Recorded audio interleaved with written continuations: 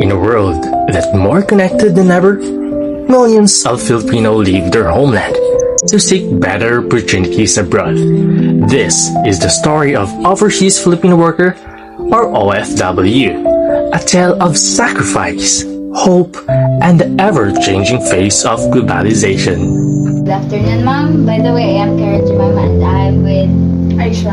Hi, good afternoon. So, pwede mo makabalo sa iyong ngalan, ma'am?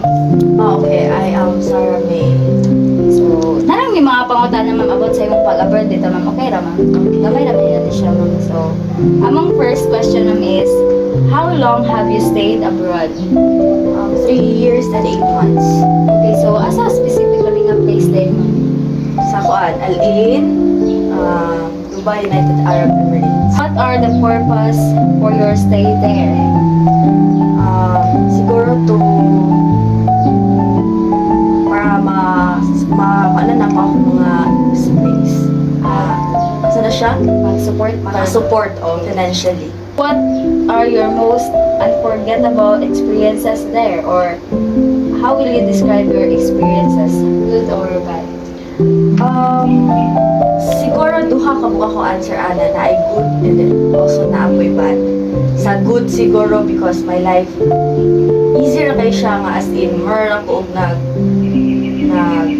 puyo sa in my country also kay ay nakakita ko og mga friends.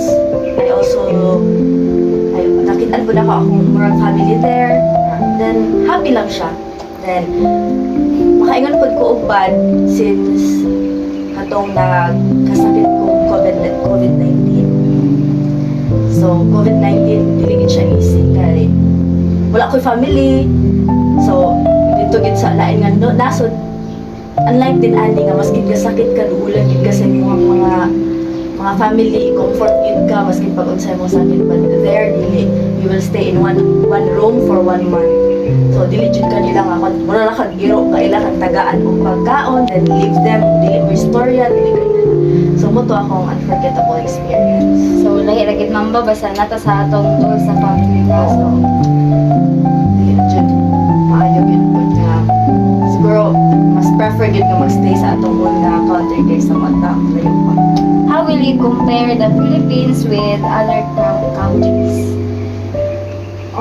Ma-compare na ako be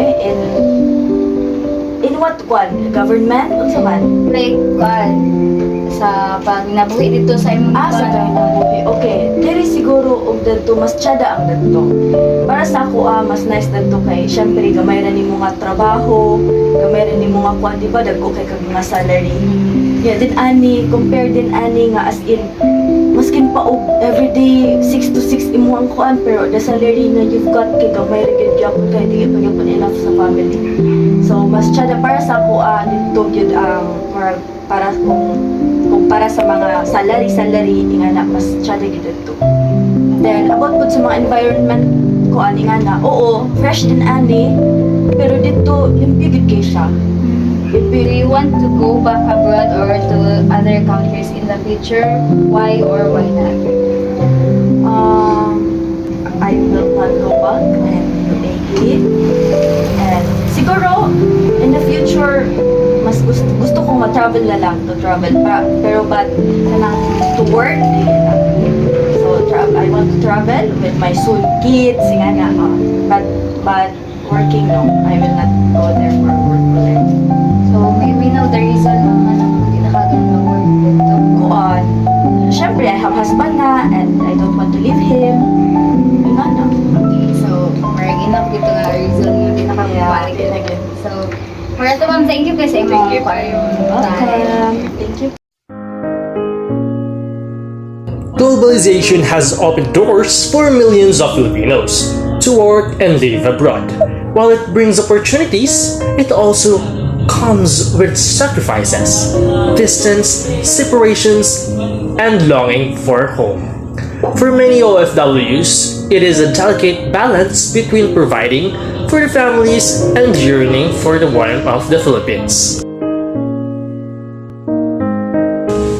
This is the world through the eyes of an OFW, a story of resilience, strength, and the ever-present dream of home.